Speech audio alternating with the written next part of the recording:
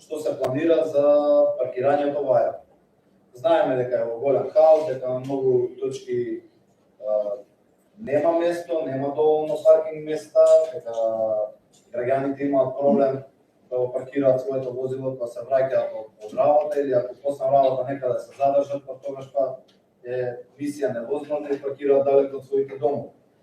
Знам дека дискурсот кој што се води е дека зонското паркирање е решение, но само сакам да ви кажам дека тоа не е вистина и тоа е потврдено со зонското паркирање во Бисер, Капитол и на други места во општина Аеродром, апсолутно во многу минимална стапка го подобрува паркирањето.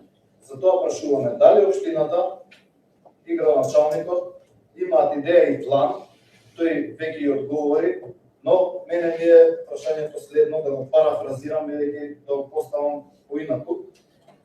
Ние треба да се заложиме за што е можно повеќе паркинг места, како ќе изградиме повеќе паркинг места, така апсолутно ќе падне во вода потребата да се направи паркинг. Ние како политичка партија, тоа го имаме и во нашата програма, сме апсолутно против комерцијализација и узурпација на јавниот простор, бидејќи со тоа се фаворизираат само богатите, само луѓето кои што можат да си дозволат. Знам во постот на градоначалникот многу од моите пријатели од Ново Лисиче кои што мислат дека тоа е решение, се луат со тоа дека работниците кои што работат во Капитол и во Бисер паркираат во Ново Лисиче.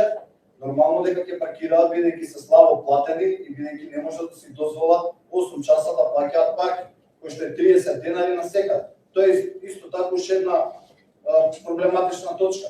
Не може да е 30 денари во епицентарот, да кажам, на случувањата во Бисер и во Капитол и да е 30 денари онде позади или да биде 30 денари во Ново Лисиче. Друга работа кај што се дискриминираат нашите граѓани, нашите аеродромци, е тоа што добиваат право да паркираат каде сакаат граѓаните кои што имаат зонско паркирање.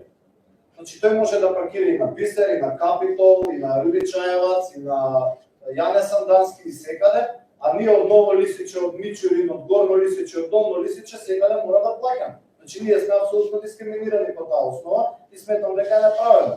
Веќе ако се воведува паркинг и ако не е во владение на наше јавно предпријатие, кое што исто имаме недоверба, бидејќи до сега не сме уверени дека парите кои што се собираат од тој арач, нели, за паркирање, порано имало друмарина и мостарина, нели? Ние сега во капитализмот ги надградивме и смислуваме уште малце и воздухот ќе треба да го плаќаме. Значи ние не добиваме никаков поврат. Знаеме во каква ситуација се паркиралиштата. Градоначалник знаете и вие. Се шетавте заедно со директорот. Секаде има дупки, секаде е малте не руинирано. Од претходната администрација модел нешто се направи, ама па таму па сгрешија направија кади во средината на улицата, тоа не се сливови и сливчиња, тоа они направија да трескаме таму амортизери, да кршиме. Значи апсолутно не се согласуваме со зонско паркирање и платено паркирање. Мислиме дека општината треба да направи услови, да предвиди буџет, да направи што е можно повеќе катни гаражи каде има можност за тоа, да направи монтажни паркиралишта. Секако што ги споменавме старите возила каварисани кои што стојат на паркинзите и по некаков начин да се исто така многу е битно да се делува на културата. Ги гледаме дека многу пати паркирањето зависи од самата култура на шоферот и на возачот.